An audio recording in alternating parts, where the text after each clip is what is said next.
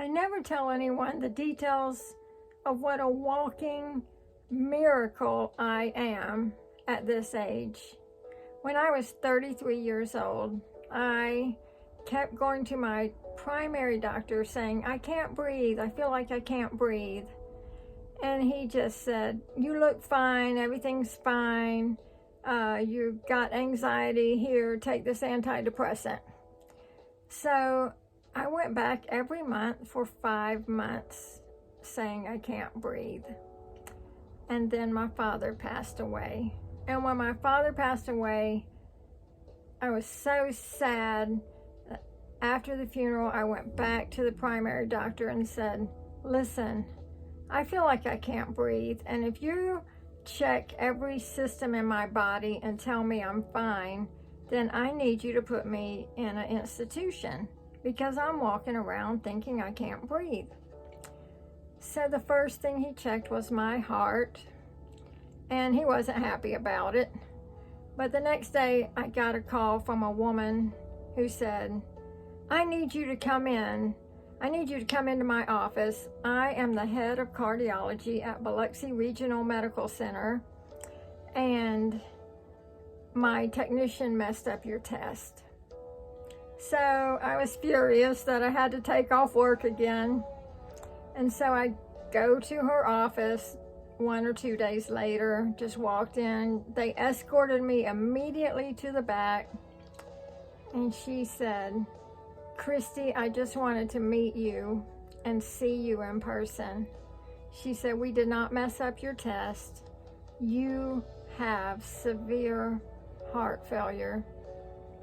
And I cried and cried, and she cried, and I said, I'm not crying because of that. I'm crying because I kept telling him I couldn't breathe. I kept telling him, and it just felt so good to know I wasn't crazy. So she sent me to a different doctor that was out of town. She told me I need a driver. So I got my sister to come 2 hours away, and my sister drove us to New Orleans. And we go in this hospital, and their rule was to escort me in a wheelchair. So they take me up to this clinic, and when the elevator doors opened, it said Ochsner Heart Transplant Center. And I was not ready for that. And I was so stunned, that just in a sad way, that my sister had to see it. So I got put on a heart transplant list, and I had to just wait for a heart. During that time, I went to many prayer services, healing services, and Brownsville Revival in Pensacola, Florida, and got prayed for. And the 8th month, my sister comes back over. We go to New Orleans to the transplant center, and all of the doctors were huddled in the corner. And I just thought, this is it. This is it. And I had to get up and go over there because I didn't want my sister to hear the bad news. So I walk over there, and they're stammering and stuttering, and Miss Christy, we don't know what to tell you. Your heart has reversed, and you don't have to come here anymore. And I said, okay, it's okay. I was consoling them. I said, it's okay. I know what happened. I know what happened. So what a glorious day. We walked out of there. We all had a happy Thanksgiving together.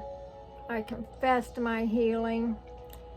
And I still had to see a heart doctor every 6 months for years and years, until last year.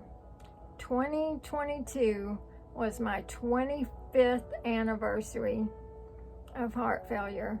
And I go to my local doctor here, and she said, your heart is perfect. You do not need to see a heart doctor at all. You're completely symptom free.